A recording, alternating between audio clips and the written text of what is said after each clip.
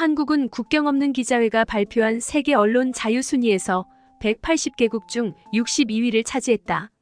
이는 지난해 47위에서 1년 만에 15계단 하락했다. RSF가 3월 3일 세계 언론 자유의 날을 맞아 발표한 2024년 언론 자유 등급에 따르면 한국은 64.87점으로 62위를 기록했다. 한국이 점수 체계를 개편한 2013년 이후 한국이 70점 미만을 기록한 것은 이번이 처음이다. 최저 순위였던 2016년 박근혜 정부 시절 70위, 71.42점보다 6.55점 낮은 수준이다. 순위 하락을 보면 이명박 정부 출범 2009년 47위에서 22계단 하락 69위 이후 가장 큰 하락폭이다.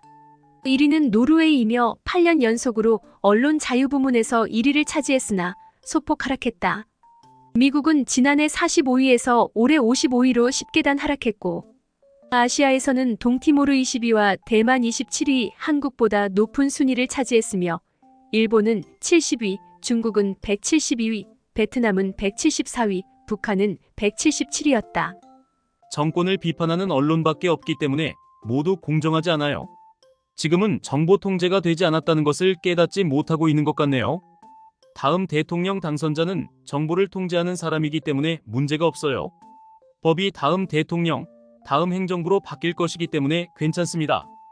다음 정권은 중국, 러시아, 북한과 같은 사회로 바뀔 것이기 때문에 정권의 편의를 위해 숫자를 조작할 것입니다. 걱정하지 마세요. 한국은 10년 넘게 일본에 대해 명예훼손이라는 단어를 사용해왔다.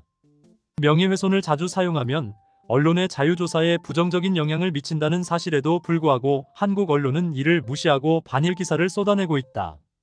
현 정부가 명예훼손을 남발하고 좌파 언론이 일본을 비판하는 것은 점수가 나쁠 수밖에 없으며 그것은 좌파가 자초한 결과다. 한겨레는 문재인 정권 시절이 더 편했을 것이다.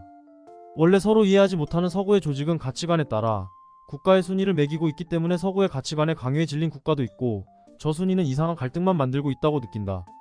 이 국경 없는 기자단의 평가에 대해 과거 10년을 보면 박근혜 2013년 50위, 2014년 57위, 2015년 60위, 2016년 70위, 2017년 63위, 문재인 2018년 43위, 2019년 41위, 2020년 42위, 2021년 42위, 2022년 43위, 윤석열 2023년 47위, 2024년 62위.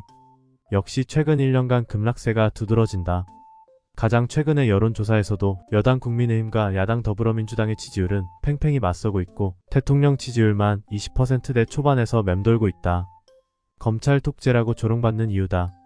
정부의 허가를 받아 의료사업을 독점하는 버릇이 나쁜 의사들은 기득권의 메스를 대려고 발버둥 치고 있을 뿐이고 알고도 그들을 존중한다.